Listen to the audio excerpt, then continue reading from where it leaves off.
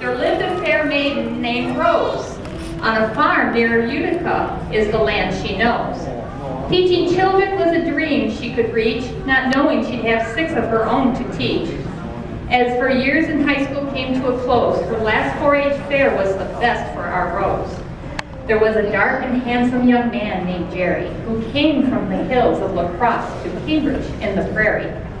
Farming and fixing was his forte, buying and selling machinery, a game he would play. An invite to a 4-H meeting would soon change his heart. That beautiful young maiden would give him a start. A joker pulled out the chair from under our Rose, and Jerry caught her. Now everyone knows. That's how she literally fell for him. She held a part-time job at the local 5 and Dime. He stopped in to ask for a date this time. They went dancing in Madison, we know, and their first kiss at a light, stop and go. The romance continued while she finished her school. Weekend dates at the movies were the rule. The theater had a jewelry store right next door. A diamond ring would be just one thing more. But not before asking her dad for her hand. That handsome young man was making a stand. The wedding was set at Thanksgiving time. As a teacher, the long weekend worked out just fine. Hunting season was difficult to resist. The rehearsal he darn near missed. The beautiful maiden didn't know what to think. He made it on time, still the family raised a stink. She was still in a tizzy when the ceremony began. That's when she slipped his ring on the wrong hand. They honeymooned in La Crosse using his sister's house. That night he waited. She was quiet as a mouse.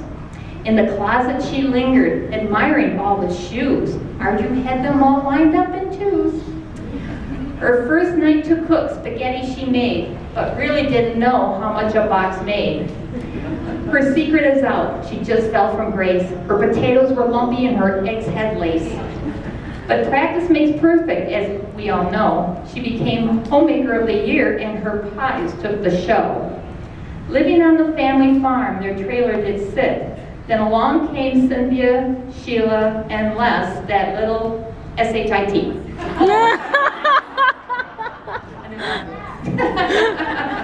I had to get rhyme, I had to rhyme. The trailer was full, so they moved to Lake Mills, a nice little farm between 2 hills. Then along came Karen and Jackal and Marie, and back to Cambridge, only temporarily. More room they needed and money too. Gail came along, and it was a zoo. That was 6 kids in 8 years, and meant 9 diapers for 10 years. A big house in Albion fitted the clan. A new business there became the plan. The next 20 years was a busy time raising the 6, and there wasn't a car that young man couldn't fix. Then one by one, those kids left the nest, and grandkids came along, which was just the best. They moved on to Hayward, God's country, he said. The vacation cabin became the homestead. To inventions later, he was so smart, battery hold-downs and some goo called won't start. They celebrated 50 and life was nifty. Those grandkids multiplied into the great-grand kind, and 60 years later, more love you couldn't find.